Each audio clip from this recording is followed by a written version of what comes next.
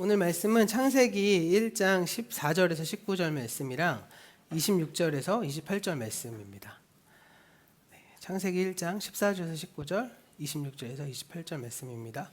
먼저 14절부터 19절 말씀 우리 한 목소리로 함께 읽어볼게요. 자, 시작. 하나님이 말씀하시기를 하늘 창공에 빛나는 것들이 생겨서 낮과 밤을 가르고 계절과 날과 해를 나타내는 표가 되어라. 또 하늘 창공에 있는 빛나는 것들은 땅을 환히 비추어라 하시니 그대로 되었다. 하나님이 두 큰 빛을 만드시고 둘 가운데 큰 빛은 낮을 다스리게 하시고 작은 빛으로는 밤을 다스리게 하셨다. 또 별들도 만드셨다. 하나님이 빛나는 것들을 하늘 창공에 두시고 땅을 비추게 하시고 낮과 밤을 다스리게 하시며 빛과 어둠을 가르게 하셨다. 하나님이 보시기에 좋았다. 저녁이 되고 아침이 되니 나흘 날이 지났다. 26절부터 28절도 함께 읽을게요. 자, 시작. 하나님이 말씀하시기를 우리가 우리의 형상을 따라서 우리의 모양대로 사람을 만들자. 그리고 그가 바다의 고기와 공중의 새와 땅 위에 사는 온갖 들짐승과 땅 위에 기어다니는 모든 길짐승을 다스리게 하자 하시고 하나님이 당신의 형상대로 사람을 창조하시니 곧 하나님의 형상대로 사람을 창조하셨다. 하나님이 그들을 남자와 여자로 창조하셨다. 하나님이 그들에게 복을 베푸셨다. 하나님이 그들에게 말씀하시기를 생육하고 번성하여 땅에 충만하여라. 땅을 정복하여라. 바다의 고기와 공중의 새와 땅 위에 살아 움직이는 모든 생물을 다스려라 하셨다. 아멘. 네, 하나님께서 사람을 창조하신 이후에 창조 세계를 정복하고 다스리라고 명령하셨어요. 네, 그러면 창조 세계를 정복하고 다스려라 라고 하신 그 의미, 그 명령의 숨은 뜻이 무엇이냐는 거죠. 이것을 오해하기 시작하면 이제 어떻게 보면 인간 중심적인 창조의 어떤 사고를 가지고 모든 온 인류 만물이 다 그러니까 인간의 창조 안에 복속돼 있다고 보죠. 그래서 이 자연 만물을 내 마음, 인간 마음대로 관리하고 창조할 수 있다, 그러니까 관리할 수 있다고 착각하는, 그래서 자연의 환경도 자기 마음대로, 인간 마음대로 할 수 있다고 생각하기 때문에 사실은 이러한 어떤 잘못된 일들이 이제 이 지구를 거의 기독교인들이 많은 큰 영향력을 가지고 있음에도 불구하고 이 전 지구상의 오염이나 여러 가지 문제들이 발생하게 됐잖아요. 그래서 원래 의미가 무엇인지를 조금 말씀을 통해서 살펴볼 필요가 있다는 거죠. 이 말씀은 전에도 잠깐 말씀드린 적이 있는데 이것은 하나님의 형상과 관련되어 있어요. 그래서 오늘은 먼저 우리가 그동안 설교하면서 이미 알고 있는 것들을 좀 정리해 본 다음에 더 구체적이고 세밀한 이해로 좀 들어가 보려고 합니다. 그동안 하나님의 형상이라는 말이 신학자들에 의해서 어떻게 해석해 왔는지 간략하게 정의를 해드리면 크게 보아서 세 가지인데 본질적인 이해, 관계적인 이해, 그리고 하나님 나라적인 이해, 이 세 가지 해석의 흐름으로 보통 나눠요. 근데 이거를 이제 설명해 드리기에는 조금 오늘 이것만 해도 사실 꽤 오래 걸려서 이거는 나중에 로마서 설교할 때 제가 좀 구체적으로 나눠보려고 해요. 왜냐하면 로마서 때 이게 굉장히 중요한 핵심 키워드거든요. 그래서 이 세 가지 중에서 사실은 우리가 창세기를 설교하면서 어디에 초점을 포커스를 맞췄냐, 바로 세 번째인 하나님 나라적인 이해를 바탕으로 설교했어요. 그래서 2주 전에 설교할 때 아주 짤막하게 언급했는데 창세기 1장 27절에 형상이라고 번역된 히브리어 단어가 바로 젤렘이라는 단어였거든요. 이 젤렘이라는 단어는 보통 어디에 쓰이냐면 신상이나 왕들의 조각상, 흉상 이런 것들을 가리키는 단어입니다. 그래서 고대 근동 사회는 이런 것들을 굉장히 많이 만들었는데 그 의미는 뭐냐? 이 조각상이 이제 왕의 흉상이 딱 서 있으면 여기가 왕이 다스리는 지역이다. 왕의 영향력이 미친 지역이다라는 뜻이고 신의 형상이 조각되어 있으면 이 신의 통치가 여기까지 미친다라는 어떤 상징적인 의미를 가지는 표시였습니다. 그런 점에서 하나님께서 사람을 당신의 형상, 그러니까 젤렘으로 창조하셨다라는 말은 이 사람의 존재 자체가 무슨 뜻이냐? 사람이 피조세계의 통치자가 아니라 이 통치를 나타내는 어떤 상징물과 같은 존재인데 바로 누구냐? 하나님의 통치를 나타내는 상징물이 바로 인간이다. 이렇게 지금 이렇게 보고 있는 거예요. 예, 그래서 사실은 하나님의 형상이란 말은 내가 하나님을 닮았다 이렇게 갖고 인간이 하나님을 닮은 존재야. 뭐 그래갖고 막 우리 이런 얘기 많이 하잖아요. 인간이 하나님의 형상으로 창조됐다는 그 말은 다른 말로 하면 하나님과 거의 비슷한 급, 뭐 이렇게 생각을 우리가 많이 했는데, 뭐 물론 틀린 말은 아니겠지만, 틀린 말은 아니겠지만 하나님의 형상으로 창조됐다는 말은 다른 그런 뜻보다는 오히려 하나님이 이 땅을, 이 지구를 다스린다는 상징적인 의미로 나를 창조하신 거다라는 의미로 보시는 게 훨씬 더 해석하기가 좀 더 바른 의미 해석이 될 것 같아요. 그리고 그와 함께 하나님께서 그 사람, 하나님의 형상을 닮은 사람에게 생육하고 번성해서 땅에 충만하라 이렇게 말씀하셨거든요. 이 땅에 충만하라 라는 말씀은 온 땅에 인류만 승자 독식해서 다른 피조물들을 멸종시킬 권리를 주셨다라는 뜻이 아니라 온 땅에 퍼져서 온 땅에 그 하나님의 창조 질서가, 하나님의 통치 영역이 미치는 곳이 없도록 정복하고 다스려라 라는 의미로 말하는 거죠. 그래서 제가 이거를 오늘날 우리식의 표현대로 하면 경영하는 거다라고 설명드렸습니다. 이렇게 하나님께서 하나님의 형상대로 사람을 지으셨다는 말은 이 창세기 1장 27절에 나오고 그 앞절과 뒷절인 26절과 28절에서 하나님께서 사람으로 하여금 피조세계를 정복하고 다스리게 하셨다 말을 통해서 이렇게 함께 찾아볼 수 있어요. 네, 그런 점에서 우리가 이제 사람이 하나님의 형상으로 지었다는 그 말씀이 피조세계를 정복하고 다스리라는 명령하고 관련되어 있구나라는 것을 알 수 있다는 거죠. 그래서 피조세계를 정복하고 다스린다는 말은 하나님이 형상으로서 인간이 하나님의 통치를 보여주는 젤렘으로서 내가 아니라 하나님께서 주인이심을 보여주는 것, 그리고 온 세계가 사람이 주인 되는 것이 아니라 하나님의 주인 되심을 이루라는 것, 이런 뜻을 가지고 있다는 것입니다. 그러면 이 피조세계를 정복하고 다스리는 건 어떻게 하느냐? 그 다음 문제가 이제 발생되죠. 어떻게 해야 이 피조세계를 정복하고 다스리게 될까? 고대 사람들의 의미를 보면요, 고대 사람들에게 자연은 어떤 의미였을까요? 고대 사람들에게 자연은 두려움의 대상이었을 거예요. 그렇죠? 하늘이 비를 내려주지 않으면 기근이 들어서 굶어 죽을 거고요. 비가 너무 많이 내려서 홍수가 나서 주거지를 덮어버리면 물에 빠져 죽거나 집을 통째로 날려버리는 상황이었겠죠. 더 나아가서 이 여름의 더위, 겨울의 추위, 해충, 야생동물의 위협, 때때로 찾아오는 자연재난들, 병충해 뭐 이런 것들은 자연스럽게 고대인들에게 이 자연이 굉장히 두려운 존재다. 우리 인간의 힘을 벗어나는 영역에 있다라고 어떻게 보면 인식되게 만들었을 거예요. 그래서 사람들은 아주 자연스럽게 어떻게 했냐면 이 자연을 신으로 섬기는 거죠. 돌을 섬기던, 큰 나무를 섬기던, 무시무시한 동물을 섬기던 뭐 이렇게 됐습니다. 그리고 그 앞에서 두려워하면서 제사를 지낸 거죠.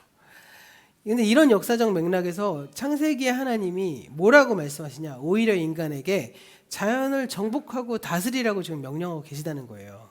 그러니까 오늘날 우리의 인식에서 정복하고 다스리라는 말은 너무나 쉬운 문제겠지만 그 고대인에게 자연을 정복하고 다스리라는 건 굉장히 발상의 전환, 그러니까 패러다임이 전환된 거죠. 그동안 무시무시하고 두려워했던 그 자연과 이 동물들이 사실은 이게 두려워할 대상이 아니라 내가 다스려야 될 대상이야, 정복해야 될 대상이야 라고 인식의 전환을 이뤄내는 것이죠. 그래서 이 말씀의 의미는 자연이 창조세계의 일부이니까 두려워하지 말고 자연을 신으로 숭배하지 말아라. 오히려 자연을 개간하고 개척해서 너의 삶의 터전으로 삼아라 라고 말씀하고 계신 겁니다.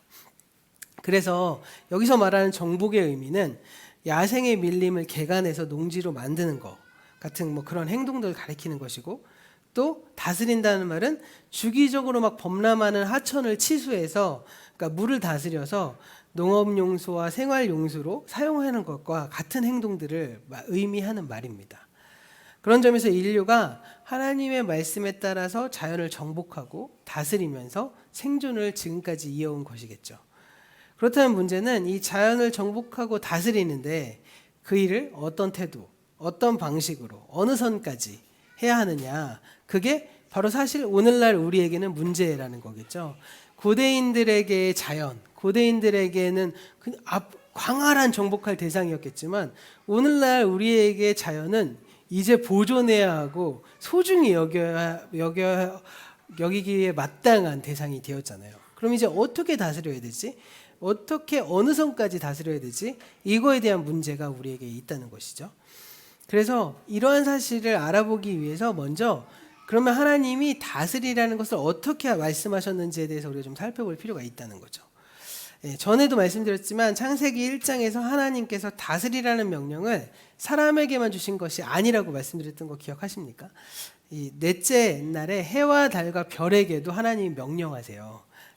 그렇기 때문에 이 해와 달과 별에게 다스림의 명령을 이제 오늘날 우리에게 말씀과 이렇게 접목해서 살펴보면 훨씬 더 이 다스림이 어떠한 뜻인지, 무슨 의미인지 알 수 있다는 것이겠죠.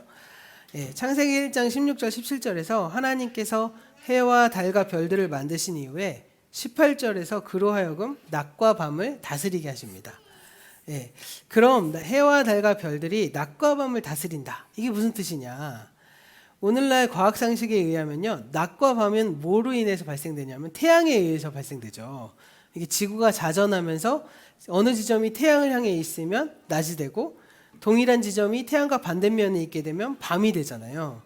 그런데 2주 전에 제가 그림을 통해 설명드렸던 것처럼 창세기는 고대 우주관을 통해서 계시를 전달했기 때문에 오늘날 우리가 가지고 있는 과학적인 세계관으로 이렇게 읽으면 안 된다는 거죠. 오늘날 과학 상식을 잠시 이렇게 내려놓고요. 창세기의 말씀이 그 시대의 독자, 그 고대 시대의 독자들에게 그 시대 사람들이 생각하는 우주관을 사용해서 말하고 있는 거를 바탕으로 해서 도대체 뭘 말하고 싶은 거냐라는 걸 발견해내야 되는 겁니다. 창세기 1장에 의하면요, 하나님이 태양을 만드시기 전에 이미 낮과 밤을 나누셨어요. 신기하죠? 우리의 상식으로는 어처구니가 없잖아요. 태양이 있기 전에 이미 낮과 밤이 있었다는 것을 보여주고 있습니다. 3절과 4절에서 하나님이 빛을 창조하셔서 빛과 어둠을 나누셨고요. 5절에서는 빛을 낮이라고 하고 어둠을 밤이라고 하셨거든요. 그러니까 이렇게 태양이 있기 전에 이미 낮과 밤이 있는 거예요. 오늘날 우리에게는 말이 안 되지만 그 시대 사람들에게는 그게 말이 되는 거예요. 오늘날 우리의 방식대로 만약에 하나님께서 이 창세기를 기록하실 때 21세기의 지동설과 뉴턴의 우주관에 거기에 상대성 이론과 양자 역학을 더해갖고 과학적 세계관으로 창세기가 기록됐다. 그러면 2000년, 3000년 전 고대인들이 그 말씀을 이해했겠습니까? 전혀 이해 못했겠죠. 그 과학적 지식을 가지고 창세기 기록되면 지금 저도 이해 못할 것 같거든요. 저는 과학에는 많이 문외한이라서. 그런데 제가 계시에 대해서 말씀드렸죠. 계시는 뭐라고 했죠? 계시는 그 시대 사람들이 이해할 수 있도록 주시는 것이 바로 계시라고 말씀드렸어요. 그러니까 오늘날의 상대성 이론 혹은 양자역학을 사용해서 계시하신 것이 아니라 그 시대 사람들의 우주관으로 그 시대 사람들이 가지고 있는 그 그릇을 가지고 창세기의 말씀을 보고 있는 것이고 기록한 것이겠죠. 그 말씀을 통해서 그럼 우리가 만지게 해주지 왜? 그 말씀을 통해서 우리가 그러니까 우리가 발견해야 될 내용은 뭐냐면 이 말씀을 통해서 도대체 하나님은 뭘 말하고 싶은 거냐라는 것을 우리가 발견해내야 되는 겁니다. 그래서 쉽게 설명하면 그 시대 사람들의 상식을 이용해서 지금 계시를 전달하고 계신 거예요. 그래서 우리가 하나님의 계시를 전달하기 위해 사용했던 그 시대의 상식을 좀 알아야 되고요. 그 그릇을 좀 알아야 되겠죠. 거기에 담겨 있는 계시를 좀 구별해서 성경을 좀 읽어볼 필요도 있겠습니다. 그러니까 하나님께서 그 시대 사람들이 이해할 만한 방식으로 전달하고자 하는 그 진리가 도대체 무엇이냐 하는 질문이 성경을 읽을 때 선 이해되어야 되고요. 그것을 알아내기 위해서 먼저 힘써야 하는 것이겠죠. 이런 개념을 가지고 다시 말씀으로 돌아가면 창세기 1장에서는 태양이 있기 전에 이미 낮과 밤이 있었다고 그랬어요. 그러면 여기에서 말하고자 하는 낮과 밤이 도대체 뭐냐는 거예요. 바로 이제 답부터 말씀드리면 시간을 의미하고 있는 겁니다. 창세기 1장 3절에서 하나님이 빛을 창조하시고 그 빛을 낮이라고 부르셨거든요. 그러니까 낮과 밤이 빛과 어둠으로 사실 대조되기 때문에 어쩔 수 없이 우리가 시각적인 이미지로 보게 돼요. 그리고 그렇게 판단해 버립니다. 사실 빛과 어둠이 어떻게 보면 이 어두운 공간, 밝은 공간 이렇게 나누셨구나 이해할 수밖에 없게 된다는 거죠. 그런데 여기선 그 이상의 의미가 담겨 있음을 발견하게 됩니다. 예, 창세기 1장 5절 말씀 보시면요. 화면 준비된 거 한번 보여주세요. 창세기 1장 5절 말씀 함께 읽어볼게요. 시작. 빛을 낮이라고 하시고 어둠을 밤이라고 하셨다. 저녁이 되고 아침이 되니 하루가 지났다. 네, 이 구절에서 빛과 어둠이란 개념이 어떻게 연결되는지 한번 주목해 보실 필요가 있어요. 빛을 낮이라고 하고 어둠을 밤이라고 하셨죠. 그리고 저녁이 되고 아침이 됐습니다. 그래서 하루가 지났어요. 예. 그러니까 여기서 낮과 밤이 하루라는 시간을 구별하는 단위로 쓰이고 있구나. 이걸 알게 된다는 거죠. 그렇죠? 예. 다시 설명드릴게요. 낮과 밤을 만드셨어요. 그러니까 뭐가 생겼어요? 저녁이 되고 아침이 됐습니다. 그래서 하루가 지났어요. 예. 그러니까 빛과 어둠을 낮과 밤으로 구별하고 나니까 비로소 하루라는 시간의 단위가 만들어진 거죠. 그러니까 하나님께서 창조한 첫날에 하나님이 시간을 함께 창조하신 겁니다. 그러니까 창조의 첫째 날에 사실 시간이란 개념이 그 전에는 없었다가 이제 낮과 밤을 창조하시니까 우리의 상식대로면 24시간이라는 개념이 만들어지게 된 것이겠죠. 여기서 저녁이 되고 아침이 됐다라는 말은 유대인들의 어떤 시간관념을 따라 서술된 것으로 보여요. 유대인들은 하루의 시작을 저녁에 해 질 때부터로 보거든요. 그리고 다음날 해 떨어질 때까지 이어집니다. 그래서 유대인의 하루는 밤으로 시작해서 낮으로 끝나는 겁니다. 창세기 1장에서 창조의 첫날이 어떻게 보면 혼돈의 어둠으로 시작됐잖아요. 그리고 하나님께서 그 어둠 속에서 빛을 창조하셨습니다. 그래서 밤과 낮이 구별되고 하루라는 시간이 만들어진 거예요. 그렇게 낮과 밤이 이어지면서 창조의 첫째 날이 이제 비로소 지나간 것이죠. 그래서 계속 반복되는 말씀이 저녁이 되고 아침이 되니, 저녁이 되고 아침이 되니 이런 말씀이 나오는 겁니다. 이게 바로 하루의 창조의 전 과정을 요약해 주는 말씀이 되는 거죠. 밤이 되고 낮이 되므로 하루가 지났다라고 말하고 있는 거예요. 이렇게 낮과 밤이라는 걸 통해서 시간이 만들어졌습니다. 그리고 나서 하나님께서 이제 넷째 날에 해와 달과 별들을 만드신 거죠. 그러면 그 해와 달과 별들의 역할이 무엇이냐를 발견해야 되겠죠. 14절과 15절 말씀 그 다음 화면 보시면요. 이 말씀도 함께 읽어볼게요. 자, 시작. 하나님이 말씀하시기를 하늘 창공에 빛나는 것들이 생겨서 낮과 밤을 가르고 계절과 날과 해를 나타내는 표가 되어라. 또 하늘 창공에 있는 빛나는 것들은 땅을 환히 비추어라 하시니 그대로 되었다. 네, 하늘 창공에 빛나는 것들이 생겨서 낮과 밤을 가른다. 이건 이제 나눈다는 뜻으로 똑같은 뜻이라고 말씀드렸어요. 빠달이라고 쓰여지는데 나누다라고 번역되기도 하고 가르다라고 번역되기도 하는데 세 번역에서는 동일한 동사로 쓰이고 있습니다. 여기서 하늘의 천체들이 낮과 밤을 나눈다라고 말했는데 이게 무슨 뜻일까요? 이미 첫째 날에 하나님께서 낮과 밤을 나누셨어요.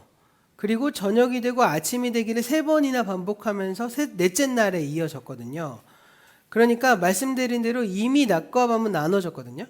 그런데 넷째 날에 하나님께서 해와 달과 별들에게 낮과 밤을 나누라고 또 명령하신다는 거죠. 그게 무슨 뜻이냐? 여기서 낮과 밤을 나눈다는 것은 낮과 밤이 이때 생겨났다는 의미가 아니라 이미 만들어져 있는 낮과 밤의 표시가 되고 있다는 거예요. 이해되십니까? 이미 낮과 밤은 나눠져 있는데 해와 달과 별들이 생겨서 명확하게 낮과 밤을 구별할 수 있는 표시를 만들어 준 거죠. 그러니까 우리가 예를 들면 이렇게 생각하시면 돼요. 하늘을 봤는데 태양이 떠 있어요. 그럼 뭐라고 보죠? 아, 낮이다 이렇게 생각하는 거고, 밤에 딱 나갔는데 달과 별이 보이면 밤이구나 이렇게 생각하잖아요. 이렇게 되는 것처럼 낮과 밤을 알리는 표시가 되는 거죠. 우리는 시간이 이제 같이 개념상 정리가 되니까 어둡고 뭐 밝아지고 막 이런 것에 대해서 이렇게 뭐랄까 크게 개념치 않잖아요. 그리고 뭐 해외 여행 가면은 뭐 백야 현상도 있고 뭐 막 밤이 막 엄청 막 밤 10시가 될 때까지 화난 데도 있고 막 이러니까 그래도 암막 커튼 치고 잠도 자고 하는데 고대인에게 그 고대인의 상식으로 비춰봤을 때 해가 떠야 낮인 거고 해가 져야 밤인 거예요. 그러니까 이 사람들에게 있어서 이미 낮과 밤은 있는데 이 낮과 밤이 어느 시간이 낮이고 어느 시간이 밤이냐라는 것들을 표시로 보여주기 위해서 해와 달과 별들을 창조하셨다. 이렇게 이제 보시면 된다는 것이죠. 예. 그래서 이제 이 창세기의 창조의 과정을 쭉 이렇게 보면요. 참 재밌게도 하루하루를 보기보다는 그 말씀과 그 다음에 이어지는 말씀이 연결되어야지만 하나의 의미가 생겨지는 거예요. 예를 들어서 낮과 밤을 가르고 계절과 날과 해를 나타내는 표가 되어라 라는 말씀이 있거든요. 이 말씀은 낮과 밤, 계절과 해를 나누는 표시가 되라는 말이 하나로 연결돼야지만 그 의미가 전달되는 거죠. 그러니까 다 정리하면 결국엔 뭘 하는 거예요? 시간을 알리는 표시를 드러내기 위해서 낮과 해와 달과 별을 창조하셨다. 고대인들은 그렇게 본 거죠.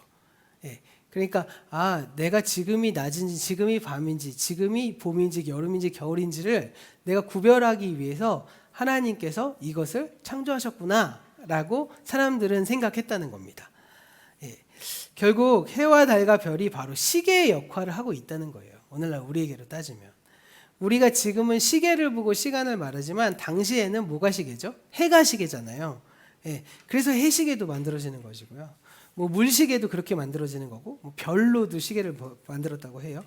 이런 어떤 것들이 있다는 거죠. 물론 해와 달과 별이 시간만 알리는 것이 아니라 계절도 알 수 있고 한 해가 지나는 것도 알 수 있는 거죠. 별자리가 이렇게 지나가면서 한 해가 지났다. 음력, 양력 뭐 이렇게 생기잖아요. 그래서 고대 사람들이 해와 달과 별을 보면서 이 모든 것들을 알 수 있었다는 거죠. 이것이 해와 달과 별의 기능입니다. 아주 다른 거 다 지워버리고 딱 해와 달과 별의 기능은 뭐냐? 시계의 역할을 하는구나. 시간을 나타내는 표시구나 라는 것을 생각해 보시면 돼요. 이렇게 시간을 알리는 기능을 가리켜서 18절 말씀에서 해와 별과 달이 낮과 밤을 다스린다고 말을 하고 있는 거예요. 그러니까 이 다스린다는 게 막 앞에서 내 마음대로 한다는 뜻이 아니라 해와 달과 별이 낮과 밤을 다스린다는 말은 낮과 밤을 알려주고 있는 표시가 된다는 거죠. 그래서 시계의 역할을 한다는 겁니다. 이 말씀이 오늘 설교에서 되게 중요한 포인트예요. 예. 창세기 1장의 창조 과정의 이야기를 되게 자세히 관찰해 보시면 매일 같은 말이 두 번씩 반복해서 병행되는 것을 볼 수 있거든요. 사실 찾아보기는 좀 힘들어요. 쭉쭉쭉쭉 읽어가다 보니까. 그러니까 어떻게 구절이 되냐면 먼저 하나님이 하신 말씀이 나와요. 그리고 난 다음에 그 말씀이 어떻게 실현되었는지를 서술하거든요. 그런데 말씀의 결과를 비교해 보면 말씀에 사용된 이 중요한 어휘들과 개념들을 결과에 그대로 따다가 쓰는 것을 볼 수 있습니다. 그러니까 하나님이 말씀하신 게 정확하게 실현됐다. 이런 창조의 과정이 이렇게 나와요. 그러니까 눈으로 살펴보면 잘 보이지 않는데 자세히 읽어보면 같은 말이 계속 두 번씩 반복되고 있거든요. 가장 먼저 나타나는 3절 말 말씀만 보아도 하나님이 말씀하시되 빛이 있으라 하심에 빛이 있었고 이렇게 말하거든요. 그러니까 빛이 있어라. 그러니까 빛이 있었다는 거죠. 그 다음에 좀 더 길게 하나님이 뭐가 있고 뭐가 있고 뭐가 있어라 라고 하시니까 뭐가 있고 뭐가 있고 뭐가 있었다. 이렇게 기록되고 있습니다. 같은 말이 계속 반복되고 있는 거예요. 이런 구조가 넷째 날 창조를 서술하는 14절 이하에도 그대로 서술되거든요. 14절과 15절에 하나님께서 하신 말씀이 16, 17, 18절 말씀에서 그대로 결과로 반복되고 있는 겁니다. 그런데 다른 날과 좀 다르게 넷째 날에는 그 워딩이 그대로 따다 쓰여지기보다는 조금씩 뭐 표현을 바꿔가면서 사용되고 있어요. 그런데 그럼에도 불구하고 자세히 관찰해 보면 동일한 어휘가 반복되고 있음을 발견하게 되거든요. 예. 이 구조 속에서 16절과 18절에 나오는 이 낮과 밤을 다스린다는 말은 14절 말씀에 낮과 밤을 가른다, 즉 낮과 밤의 표시가 된다는 말과 계속 같은 뜻으로 쓰이고 있다는 거예요. 그러니까 다스린다는 말이 다른 의미가 아니라 표시가 되고 있구나, 나누는 어떤 상징적인 의미를 가지고 있구나라는 것을 알 수 있습니다. 그래서 해와 달과 별이 낮과 밤을 다스린다는 말, 이 말은 낮과 밤을 나눈다라는 말로 해석하는 것과 똑같은 뜻이고요. 계절과 날과 해를 나타내는 표시가 된다는 말과도 똑같은 말이 되는 거예요. 그러니까 해가 지금 낮이라는 사실을 알리는 표시가 되고 달과 별이 밤이라는 사실을 알리는 표시가 됩니다. 그래서 그것을 낮과 밤을 나누는 것이고, 낮과 밤을 나눈다는 말은 다른 의미로 하면 뭐라고요? 낮과 밤을 다스린다는 뜻이라는 거예요. 좀 이해가 되십니까? 오늘 말씀 조금 약간 어렵죠. 예. 이렇게 해와 달과 별이 시간을 다스린다는 거, 이 시간을 다스린다는 말을 다르게 표현하면 시간을 알리는 표시가 된다라고도 쓸 수 있는 겁니다.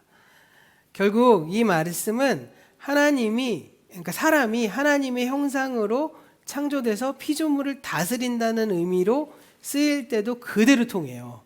예. 그러니까 이런 이해를 바탕으로 해서 사람이 창조 세계를 다스린다는 말이 무슨 뜻인지 좀 살펴보자면요. 사람이 하나님께서 온 창조의 주인이심을 알리는 형상, 이 젤렘이 된다는 거죠. 해와 별과 달의 다스림이 시간을 알리는 표시가 되듯이 사람의 창조 세계를 다스린 건 하나님이 이 온 피조물의 주인 되심을 보여주는 표시가 된다는 뜻입니다. 똑같은 말인 거예요. 예, 다스린다, 누구의 역할이죠? 통치자의 역할이잖아요. 그런데 온 창조 질서의 통치자는 별과 해와 달도 아니고 인간도 아니고 하나님밖에 없어요. 피조물이 다스리는 건 피조물이 스스로 주인이 되는 것이 아니라 하나님의 형상이 된 존재들이 다스림의 임무를 수행하는 역할을 하는 상징물이 될 뿐인 거죠. 우리를 통해서 온 우주 만물의 주인이 하나님이심을 보여주는, 드러내는 표시가 되는 것입니다. 결국 해와 달과 별, 땅, 인간, 이 땅에서 이루어지는 모든 다스림, 이 다스림은 오직 하나님이 주인이심을 알리는 표시가 되는 것입니다. 네, 아까도 말씀드렸지만 해와 달과 별은 시간을 다스리죠. 근데 그 시간을 다스리지만 해와 달과 별이 시간을 먼저 만들어냈나요? 아니죠. 이미 낮과 밤은 있었잖아요. 네, 단순히 시간의 창조자인 하나님이신데 해와 달과 별이 그것을 보여주는 역할만 하고 있는 것이죠. 하나님이 이것을 만드셨다는 것을 드러내는 존재로서 해와 달과 별이 존재하는 것뿐이다. 이렇게 해석하고 있는 겁니다. 마찬가지로 인류가 창조세계를 다스리지만 인류 자체가 창조세계의 주인이 아니라는 거예요. 창조세계의 주인은 오직 하나님뿐이시죠. 인류는 그저 하나님이 창조하시고 섭리하시는 그 창조세계 안에 하나님의 주되심을 이루는 그냥 심부름꾼일 뿐입니다. 그것이 바로 인류의 본분이고요. 또 사람의 존재 이유이기도 한 것이죠. 자, 오늘 말씀 이제 정리해 볼게요. 예, 산상수훈의 말씀, 마태복음 5장부터 8장의 산상수훈의 말씀을 요약하는 말씀이 마태복음 5장 14절 말씀이거든요.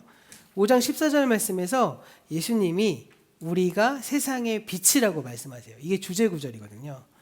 예, 산상수훈은 하나님 나라의 윤리인데요.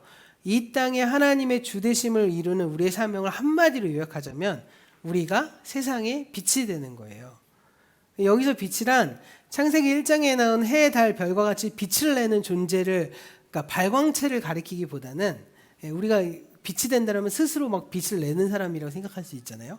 그런데 그게 아니라 인간은, 그리고 또 더 나아가서 해와 달과 별이 창세기의 성경적 관점에서 보자면 그 근본에는 스스로 빛을 낼 수 없는 존재들인 거죠. 그저 신의 능력을 받아서 그 일을 수행할 수 있고, 그 가운데서 인간은 아무리 창조의 능력을 가지고 다스림의 사명을 받았다고 하더라도 스스로 발광체가 될 수 없는, 그냥 그저 하나님의 빛을 다른 사람에게 전해주는 반사체일 뿐입니다.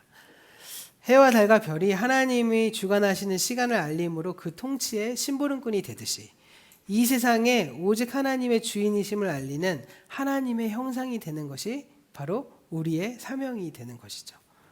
그러면 우리가 하나님의 형상으로 이 세상에 빛을 드러내야 한다면 나는 어떤 빛이 되기를 원하시는지 한번 생각해 보셨으면 좋겠어요. 그간 한국의 교회는 한낮에, 여름 한낮에 장렬하는 태양과 같이 되기를 원했던 것 같습니다. 저도 그랬던 것 같아요. 저도 목회자가 돼서 부격자가 될 때만 해도 그냥 장렬한 태양과 같이 엄청 예, 그런 사람이 되고 싶었거든요. 그런 목회자가 되고 싶었습니다. 눈부시게 찬란해서 감히 쳐다볼 수도 없고 모든 것을 녹여버릴 듯 강렬하게 대지를 달구는 그런 빛이 되기를 원하십니까? 근데 그렇게 됐을 때 모든 사람이 그 빛을 피해서 숨어버리잖아요. 예, 오히려 사람을 모으는 빛은 어떤 빛일까요? 예, 겨울에서 봄이 될 무렵에 뜬 빛과 같은 존재. 그 온화한 빛이 그 빛으로 얼어있던 동토를 녹이고 그 빛에 온갖 생명이 um이 막 터오는 그런 빛이 오히려 추웠던 사람들이 오히려 그 빛에 손을 막 이렇게 대는 그러한 빛이 오히려 사람들을 모으는 빛 아닐까요? 우리 각자가 하나님께서 주신 사명들이 있어요. 예, 세상에 희망을 내는 빛을 내는 사람도 있고요. 얼어있던 마음과 관계를 따뜻하게 녹여주는 빛의 역할도 있습니다. 주위에 떨고 있는 생명들을 온화하게 품어주는 빛도 있고요. 여러 가지 빛이 있습니다. 이런 다양한 빛들이 비춰져야지만 이 세상에 하나님의 주인 되심을 우리는 선포할 수 있겠죠. 우리가 오늘 말씀을 통해서 우리 자신이 하나님의 형상으로 창조되었구나 라는 것을 기억하시고요. 우리 각자가 자신만이 가진 그 고유한 빛이 되어서 하나님의 주되심 드러내시고 또 우리 가정과 또 우리 교회가 그런 빛이 되기를 간절히 소원해 봅니다.